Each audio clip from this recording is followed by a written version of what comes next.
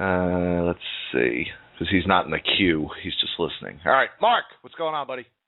Hey, how you doing, guys? Wonderful. Mark, how are you? You guys are cracking me up. Eddie, I got to start with when you said something about buying tickets from the back of milk cartons. That made me crack up because when I was about 10 years old, I took my entire family to a Yankee game by cutting off the coupons on the back of Bellwood milk cartons. I got 40 coupons. I got 4 free tickets, and it was the only time I was ever in the old Yankee Stadium. Funny. Yeah, I mentioned that too because the same thing, that Bellwood used to have the nets too, and I saw the nets at the Coliseum with Julius Erving from that same milk cart thing. So yeah, and I wasn't even a big baseball fan. My mother's like, "Why are you drinking all this milk?" I'm like, "I don't know. I just want to get us tickets to go to the game," and it was so much fun. It was hilarious. So, but anyway, I don't know. As far as the Islanders go, I just got a direct message from someone who's listening to the show, not in the chat room, on Twitter. A direct message: don't ever let Newman do a bit again. Oh man. Oh. Okay. All right. Go ahead, Mark. Sorry, Mark. Now, Mark. No, Mark, that's okay. That's okay. Now, were you pro or con? Well, I'm pro for the fact that I love the rivalry, obviously, but I mean they suck basically. And it's funny you mentioned the whole. It's been 30 years. Think about it. In 1940, our last Stanley Cup before '94. Go 30 years ahead was the 70s, where we really weren't playing very well, not even making the playoffs. If you look at the back of the yearbook, that's when we set attendance records. All of our, attendance, at least when the old Garden, when it was 17.5, we sold out every game. And here it was 30 years or plus removed from our last Stanley Cup. And here they had 4, and it's 30 years removed. And, and they shit the bed, basically. I mean, I know the team is really bad, and there's not a lot of future, or at least there hasn't been until recently. But, I don't know. Well, I mean, but do you think as a Ranger fan, do you feel like... Yeah. I think there's more of a... I like the fact that there's a... I mean, I like that more than the Devils. If the Devils never left, they haven't been around long enough in my mind. And I grew up hating the Islanders. I mean, that's so deep-rooted, as far as the team. Like, I hate the Flyers more because they play like assholes, but the Islanders, you just hated from just the minute, 75 and then 79, and it just built and built. And then when we swept them in '94, that was like such vindication. I mean, that was almost, to me, that was as sweet as when we actually won the Stanley Cup, was sweeping them out of the playoffs. So I think for us older fans, right, there's certainly that deep embedded hatred. Like when I see their logo, I know. Like it utterly disgusts me. Oh, when you did that KC logo, that was the only time I ever looked at anything that remotely looked like their logo and actually made me laugh. Other than that, it's like I just click it off and think, get the hell out of here. I can't stand it. It just brings back such horrible. And now I'm watching stupid MSG countdowns where they include the Islanders. It's like, I don't want to see that. Thank you very much. I'm watching Madison Square Garden. I don't want to see Nassau Coliseum highlights. I'm sorry. Or how they started or whatever. I don't want to see that. But anyway. I think we do have now. Where did you live growing up that you? I grew up in Clark, New Jersey, a suburb, like near Elizabeth Rawway, about 20 minutes from Manhattan. Okay. So, because I was going to say, I know we have a lot of younger fans from New Jersey don't remember those days. Right. And right. I'm sure they grew up, and I think Jim got a taste of this where. Well, I know Robbie, too, has spoken about this, where Devil fans kind of emerged, and I guess after they felt their oats after winning the Cup, they started to get a little bit out of hand. Is that true, Jim? Where I lived in Jersey, I lived down the shore, there were very few Devil fans.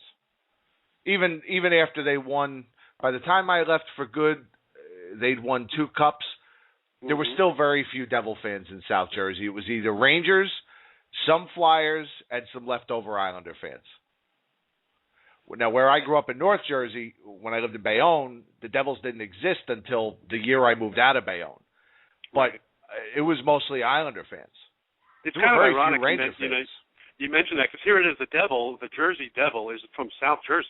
I never even knew what the hell that was. When that was the vote, we had the Garden Skates, which I actually voted for, and the Meadowlanders and all those other ridiculous names they came up with. And they said the Jersey Devil. I'm like, what the hell is that?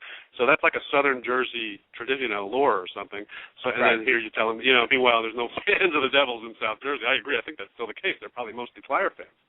So I don't know.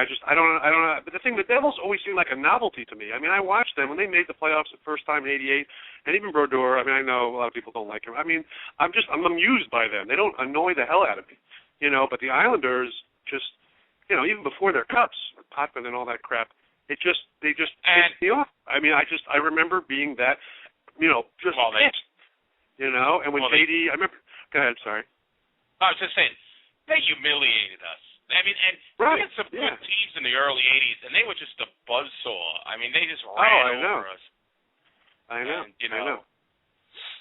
so. I remember. Yeah, I know. One of the most disgusting players ever to suit up. Absolutely. I mean, if you want to hate a goalie, that's a goalie to hate. I mean, come on. He was just an ass. I hated him more than him, everything. Oh, I mean, absolutely. I just, the whole thing. And I think it's funny. My brother-in-law is from Great Neck. My sister actually married an Islander fan, and but all her three of his boys, all three of my nephews, I convinced them all to be Ranger fans from like a very early age, which drives him crazy, which is awesome. But I think it's great. But you know what I mean? It just. But I like the fact that that's there. As much as I hate them, there's some emotion there. There's like it's dead for Jersey. There's no emotion connection, whether good or bad, when it comes to the Devils. Mark, I know what you're saying. Listen, you know what I mean? You're preaching to the converted here with this, but the only thing is that now it's just become the Islander fan. The only rivalry there for the Islander fan is instead of paying attention to his own team, he gets to follow the Rangers and hope they lose every game. I mean, that's all the Islander fans. Oh, yeah, that's true. You're right. That's a good point. They don't go out and support their own team. They're obsessed with the Ranger fans. Yeah, you're right. They come on our blogs and our Facebook pages, and it's like, oh, Rangers suck. It's like, can you just go to your own page? You have nothing to talk about? Exactly. I agree. But the other thing I thought... Go ahead, sorry. I just wanted to ask one more. No, go ahead, Mark. I was just thinking, this whole thing about they can't afford a team. It's like Long Island is like with Connecticut. I mean, I live in Connecticut now. We pay a lot of taxes. We have like one of the highest property taxes in the country, and so does Long Island, and I realize that. But I mean, also the income of the people that live in that area of the country is huge too. You think like the Hamptons. You were talking about Suffolk County. So for them to say, I think there was some post or some thread on the Underground page, and people are like bitching about, oh, the taxes. I'm like, come on. I mean, first of all, everybody has tax issues, but I mean, of all people to complain, the people who seriously make, and I know that's a lot of celebrities, but still, there's a lot of people who make a very good income in that area of the country, on Long Island, and relatively speaking, and meanwhile, other places like Columbus and wherever else, somehow they manage to afford an arena, and they're not exactly, the landmark, area of the U.S. You know what I mean? It's like.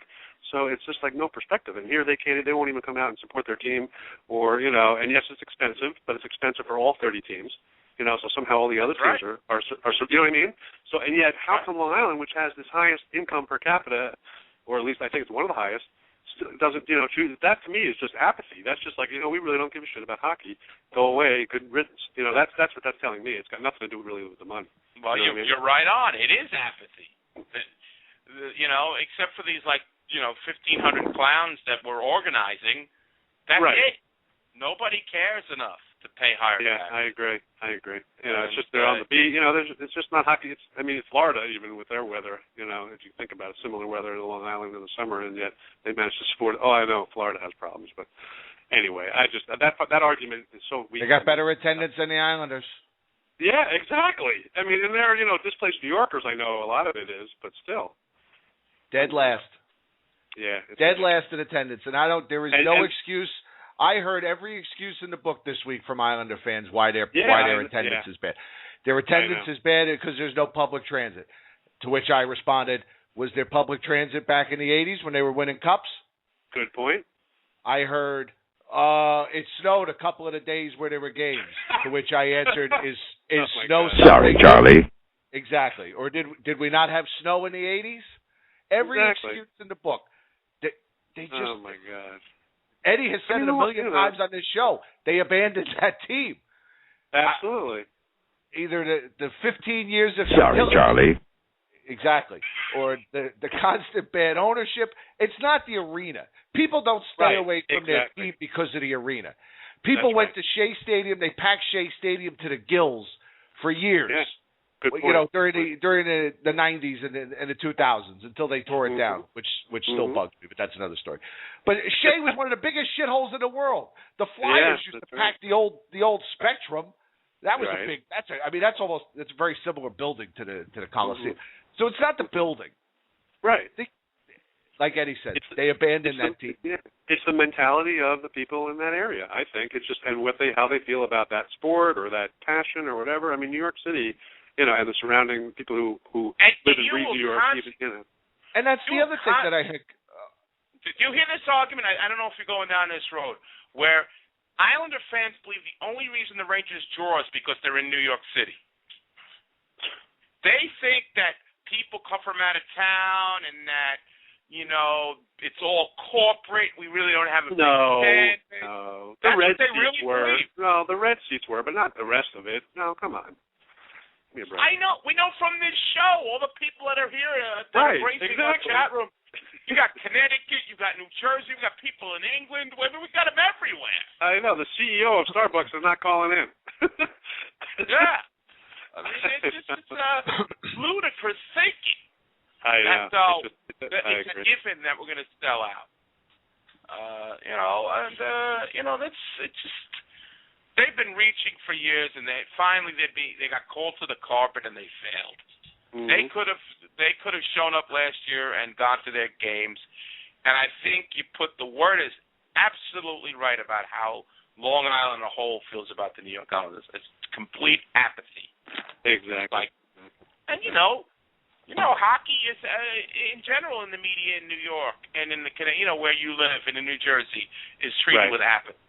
Right. But exactly.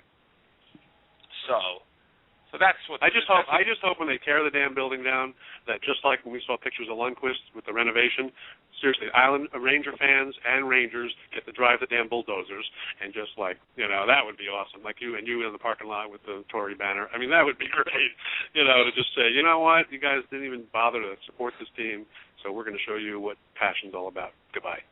You know. Very good phone call, Mark. I have to say. Thank you very much. Probably one of your best ever. And I have to tell you, you are on your A game tonight. All right. Have a good night, guys. Take it easy. Take care.